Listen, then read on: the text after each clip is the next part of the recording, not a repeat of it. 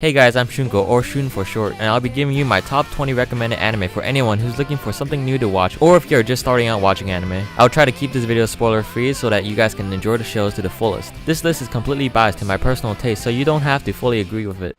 At number 20, we have Shingeki no Kyojin, or Attack on Titan. Of course, everybody has heard of this. Very much in the mainstream, even those who have never heard of anime have seen this somewhere at one point. The story is set centuries ago when mankind was annihilated by enormous human-like monsters known as Titans and forced to live in fear behind incredibly huge walls. To survive, the humans lived behind these walls and for many years have not confronted the Titans since the wall's creation. One day, one colossal Titan managed to breach the walls, letting all the Titans from the outside loose in a walled-off city. From this, the story follows a boy named Eren Yeager, who has had his family killed due to this event. From that day on, he has sworn to annihilate all Titans. In my opinion, many people overhyped the series and it wasn't breathtakingly captivating and just fairly entertaining. Even so, the series is a great start for newcomers to get started with anime, as it will open them to the anime subculture and other series as they watch more. Number 19, Psycho-Pass. It is an action psychological sci-fi anime series that is set in a possible near future when it is possible to instantly quantify a person's state of mind and personality. Using this data, crime enforcement uses a standard known as Psycho-Pass to measure an individual's being and thus determine a person's criminal tendency factor, used to judge criminals before they commit the crime. This show is very psychological in that it brings up questions relating to how society should be structured and what is considered ideal for managing crime. The series is very serious and rarely are there any jokes to laugh about. If you are not into slice of life or lighthearted anime, then I would highly recommend this. But honestly, I mostly watched it for Tsunemori. Sorry. Number 18, Golden Time. Unlike most series which are set in high school, this one is completely different. I mean a real original work. It's set in college. This is groundbreaking, won't you agree? The series is centered around Tada Banri, a newly admitted college student at a private law school in Tokyo who got lost trying to find a freshman orientation. He meets another freshman, Yanagisawa Mitsuo, who is also lost and they quickly become good friends. Before arriving to their destination, they encounter a beautiful girl named Kaga Koko, who bashed Mitsuo with a bouquet of roses and then left. She turns out to be Mitsuo's childhood friend who is apparently in love with him and is looking forward to getting married together. A lot of drama happens and questions of relationships and love start to surface. This is a seinen comedy romance series. You can consider it a slice of life, but it has an interesting twist that keeps the story enticing. The anime certainly looks cute, but I would not categorize it as moe. I would highly recommend this for those who like the romance genre.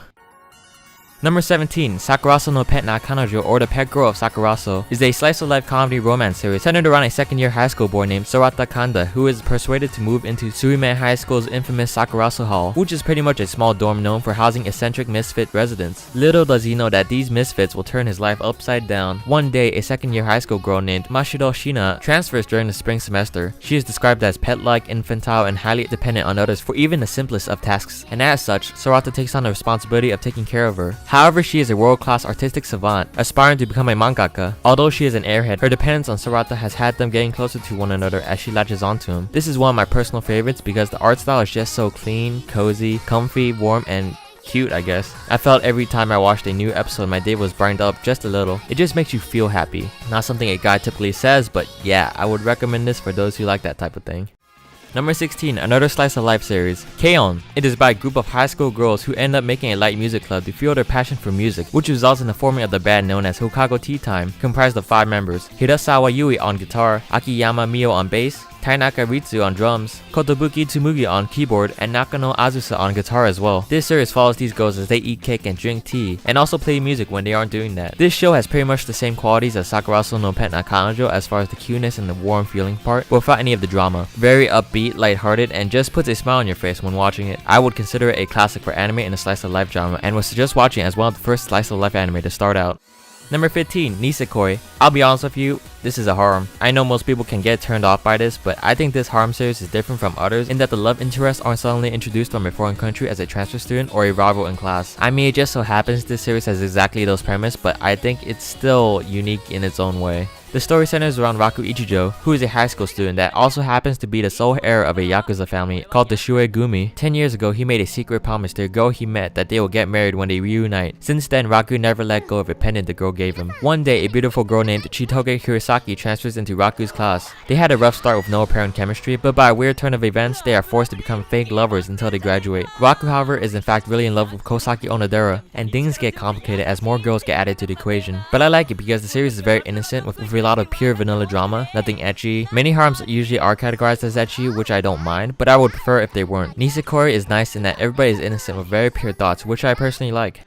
At number 14 is Haikyuu. This should actually be in the top 10 or top 5 for this list, but seeing this show is fairly new, I think this spot is more appropriate for this list. The story centers around Shoyo Hinata, who revives his middle school volleyball club after watching a volleyball ace, nicknamed Little Giant, in action. The team makes it to a tournament, but immediately gets crushed on their first match by the king of the court, Tobio Kageyama. Hinata vows to surpass him, and so joins the volleyball team at Karasuno High School, only to find that his rival, Kageyama, is now his teammate. Thanks to his short height, Hinata struggles finding a role on the team, even with his superior jumping power. It turns out, however, that Kageyama has problems of his own that only Hinata can help with. They learn to work together to make the team a success. Haikyuu is a riveting story that tells of hardships, teamwork, struggle, and spirit. The story is very well developed, with good character development and a little bit of realism that touches on the difficulties of reality. Characters do not get a sudden power-up or level spike that make them stronger for no reason. Instead, the story focuses on perseverance and hard work that drives the characters to become better at both the sport and in person. Although it is an anime in the sports genre, it sets itself apart from all the rest.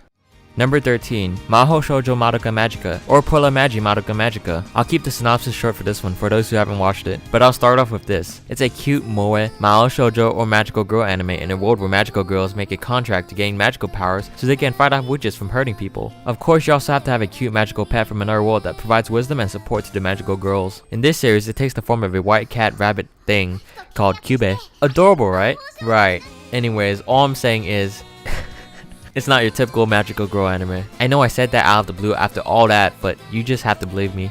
Just think about it. It's not ecchi, but it's rated R for some reason. On top of that, there are 3 movies. I mean, yes, 2 of them are recaps, but still 3 movies. I mean, what does that mean? Just watch it. Just go watch it.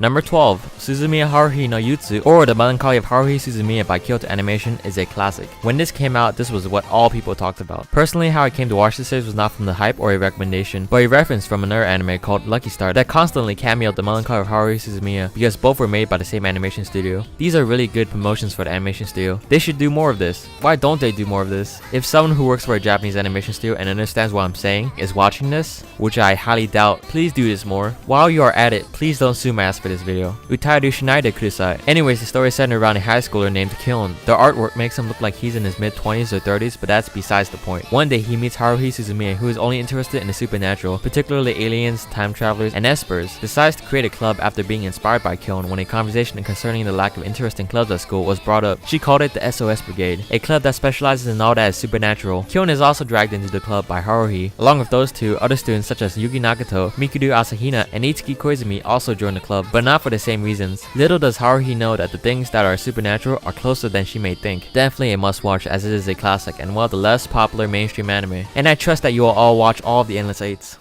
At number 11, we have Sword Art Online. Definitely considered one of the most popular mainstream anime series, it is also genuinely enjoyable. Sometimes I get the notion that some people don't enjoy shows just because they are just too mainstream. I think that is somewhat ignorant. If you really enjoy it, then just watch it. Sword Art Online is set in the year 2022, when fully immersive virtual reality has become a reality. A new MMORPG called Sword Art Online just launched with the aid of nerve gear technology, in which players can control their avatars as though they were in reality. The series centers around one particular player named Kurigaya Kazuto, or Kirito, who is one of the 10,000 players to first play the game. Then one day, all the players would teleport to town, and the creator of the game appeared in the guise of an enormous shrouded figure. He reveals that he has trapped them into the game by disabling the logout option, and if they die in the game or disconnect from Sword Art Online, they will die in real life due to overcharging the battery in the nerve gear, thus killing them. The only way to escape is to finish the game, which means clearing all 100 floors in Aincrad. Kirito is a solo player who will attempt to finish the game and save everyone in it. The rule of the game is, if you die in the game, you die in real life. This is Sword Art Online. It is nicely animated, has very likable characters, adventurous, actiony, and has a badass character, of course. What more could you want? On top of being categorized in the adventure action category, this series is also a romance, which I find it equally as appealing as the action and adventure. Don't listen to the hype. If you watch the first 3 episodes and really enjoy it, chances are you'll like the whole series for sure.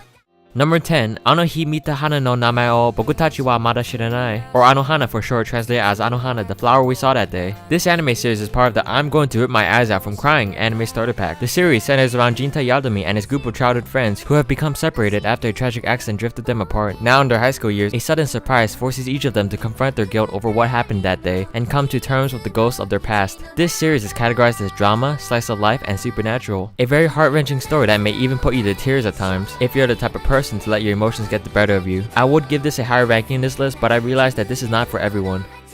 Number 9, Angel Beats, aired in 2010, and at its time, I would say this was the anime of the year. For its time, the anime was really well drawn with very exquisite animation that can pass off as something made today. This show is way well ahead of its time. My only complaint is that it was just too short, and I wish they would have made it a 2-core 24-episode series. The story is by a boy named Otonashi Yuzudu, who wakes up to only find out that he is dead. A girl from Ralph named Yuri explains they are in the afterlife. Otonashi realizes the only thing he remembers about himself is his name. Yuri tells him that she leads the Shindai Sekai Sensen, or afterlife battlefront, and wages war against a girl named Tachibana Kanade, or Tenshi, translated as Angel. Unable to believe Yuri's claim that Kanade is evil, Otonashi attempts to speak to her, but the encounter doesn't go as he intended. Afterwards, Otonashi decides to join the SSS and battle Kanade, but he finds himself oddly drawn to her. While trying to regain his memories and understand Kanade, he gradually unravels the mysteries of the afterlife. This is yet another heart-wrenching story that really captivates the soul and makes us question the life we take for granted. I would say it has a lot of feels, but I hate it when people say that shit. So I'm just gonna say, just prepare yourself. Number 8, Toradora is another romance slice of life anime, one that I consider a must watch. Toradora is by a high schooler named Ryuji Takasu, who despite his gentle personality has people thinking he is an intimidating delinquent due to how his eyes look. Class rearrangements on his second high school year put him together with his best friend Yusaku Kitamura and his hidden crush Minori Kushieda. Along with these two comes Kushieda's best friend Taiga Isaka. Her delicate and petite appearance contrasts with her brutal personality, earning her the nickname the Palm Top Tiger. Taiga is secretly in love with Kitamura and agrees to help Ryuji with his love interest as long as he helps her get closer to hers. But things don't always go how they wanted. I consider this series a classic. It has an amazing story and very likable characters that make for an amazing watch. Because the story is so good, there is no replay value for this series, so be sure to savor it while it lasts. Number 7 is none other than Kogias Hangyaku no Lelouch, or Lelouch of the Rebellion. The plot centers around Lelouch, an exiled Imperial Prince of Britannia, the main character of the series, who is now posing as a student. He finds himself in the heart of an ongoing conflict for the island nation of what was once Japan, now called Area 11, after the Holy Empire of Britannia took over it. The Japanese, now labeled as 11, are stripped of their identity and rights and live a harsh life, barely scraping by while Britannians live a comfortable life within their settlement. Some of them have formed a resistance to take back Japan's independence, in which Lelouch, through a series of events, somehow became involved. Through a chance meeting with a mysterious girl named C2, Lelouch gains his Gias, the power of kings. This power grants him the power of absolute obedience, allowing him to force a person to do whatever he wishes upon eye contact without question. Now with the power of absolute dominance over any person, Lelouch may finally realize his goal of bringing down Britannia from within. This series is filled with action, mechs, drama, and suspense that leaves you wanting more of each episode. Never was there a dull moment, as our main protagonist and anti-hero, Lelouch, always somehow manages to do the impossible in every scenario. There is no better entertainment than watching him do the unthinkable. An absolute must-watch for just about anybody who is anybody. Anime fans or not, you will love this show. I can almost guarantee it.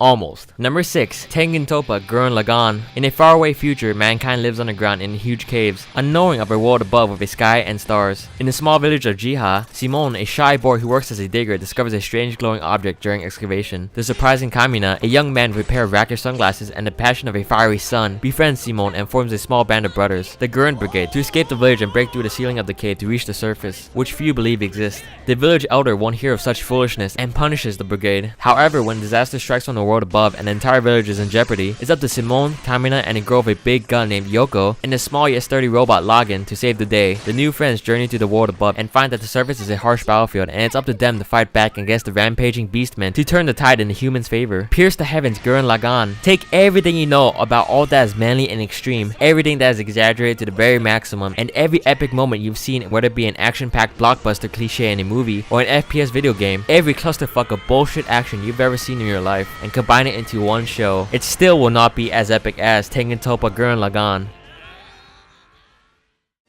Number 5, Shigatsu wa Kimi no Uso, is centered around piano prodigy Arima Kosei, who dominated the competition and all child musicians knew his name. But after his mother, who was also his instructor, passed away, he had a mental breakdown while performing at a recital that resulted in him no longer being able to hear the sound of his piano, even though his hearing was perfectly fine. Even 2 years later, Kosei hasn't touched the piano and views the world in monotone without any flair or color. He was content at living out his life with his good friend Tsubaki and Watari until one day a girl changed everything. Miyazono Kaori is a pretty, free-spirited violinist whose playing style reflects her personality. Kaori helps Kosei return to the music world and show that it should be free and mold-breaking, unlike the structured and rigid style Kosei was used to. A very compelling drama and romance anime with plenty of astounding classical music that really sets itself apart from anime relating to music, as it is one of the few that incorporates a serious and heartfelt tone into it. You are going to hate me after watching it, but you won't hate the show, I assure you that. Number 4, One Punch Man. Needless to say, it is without a doubt the #1 anime series of fall 2015. Unless you're Japanese, in which case the best ranking anime for the season would be Gochumon wa Usagi desu ka? It happens. happens. Anyways, in this new action comedy, everything about a young man named Saitama screams average. From his lifeless expression, to his bald head, to his unimpressive physique. However, this average looking fellow doesn't have our average problem. He's actually a superhero that's looking for tough opponents. The problem is, every time he finds a promising candidate, he beats them with one punch. Literally, can Saitama finally find an evil villain strong enough to challenge him? Follow Saitama as he searches for new villains to challenge. A hilarious action comedy that really keeps you laughing with every episode, as it is just plain out stupid how strong Saitama is. You just got to watch it. There is a lot of hype for this series as of recently, with fairly positive responses. The only reason I can think of for anyone not to like the show is if they take everything too seriously, in which case, yeah, don't watch the show. Number 3, Shokugeki no Soma, Food Wars. Ever since he was a kid, 15-year-old Soma Yukihira has helped his father by working as the sous chef in the restaurant his father runs and owns. Throughout the years, Soma developed a passion for entertaining his customers with his creative, skilled, and daring culinary creations. His dream is to someday own his family's restaurant as its head chef. Yet, when his father suddenly decides to close the restaurant to test his cooking abilities in restaurants around the world, he sends Soma to Totsuki Culinary Academy, an elite cooking school where only 10% of the students graduate. The institution is famous for its Shokugeki, or Food Wars, where students face off in intense, high-stakes cooking showdowns. As Soma and his new schoolmates struggle to survive the extreme lifestyle of Totsuki, more and greater challenges await him, putting his years of learning under his father to the test. This is another series where you watch it because you want to watch a main character be completely amazing at what he does, and best everyone he faces. This is one of the few anime that you'll find that's mainly about cooking and food, which makes Shokugeki no Soma even more interesting in that they make cooking look epic, which I did not think was possible. Yes, it is a little ecchi when the characters react rather sexually aroused when they eat almost anything, but it does not really detract from the show's enjoyment, and is seen more as amusing rather than fan service. I personally don't prefer ecchi, but at the same time I don't mind it, as long as it is not 100% for the sake of fan service. Almost all the main characters are very likable, but like me, you would mostly want to watch this to see what amazing feats Soma will pull off next. And number 2, we have of course Fate Stay Night Unlimited Blade Works, the 2014 to 2015 series. Needless to say, it is the same story based off the 2004 Fate Stay Night visual novel or the 2006 anime. It is also very similar to the 2010 Fate Stay Night Unlimited Blade Works movie. This story focuses primarily on the heroine Rin Tosaka. After her father's death, Rin enters the Holy Grail War as the sole heir to the prestigious Tosaka household with her servant Archer, but she soon finds out that Shiro Emiya, a boy from her high school, has gotten himself involved in the battles, and unexpectedly saves him when he is fatally injured. Before long, Rin sets out to strike down the conspiracy surrounding the Holy Grail War along with Shiro and his summoned servant Saber, and so the story begins to explore the truth behind Shiro's power and the nature behind his unyielding will to become a hero. The 2010 movie was animated by Studio Dean, which was the same studio that animated the 2006 anime as well. Fate Zero, the prequel, as well as this series, was animated by Ufotable, which in my opinion, and I'm sure you guys would agree, is the superior version to the Fate Stay Night adaptations, as it has remarkable animation quality. The visuals are just absolutely beautiful, with an astounding soundtrack that works absolutely perfect together. Animation was without a doubt first rate, and I can't praise it enough. I've watched all the Fate Stay Night anime series, and I don't think it's necessary to watch the Studio Dean adaptations in my opinion, as the story is pretty much the same in the Ufotable ones. In any case, I highly recommend the series at the number 2 spot.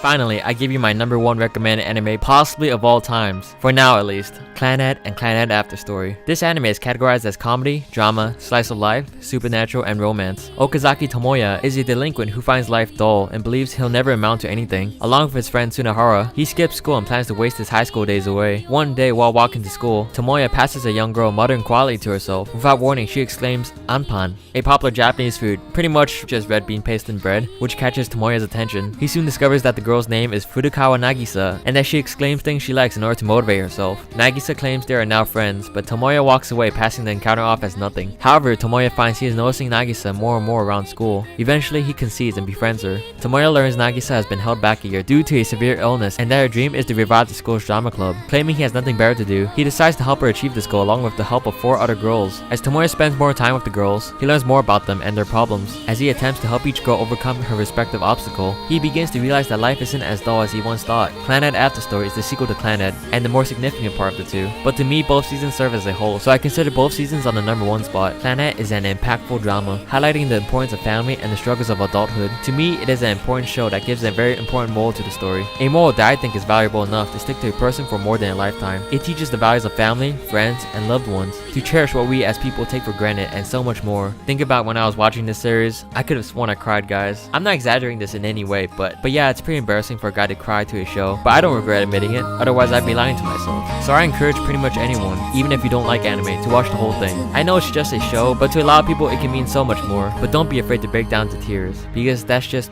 part of being human.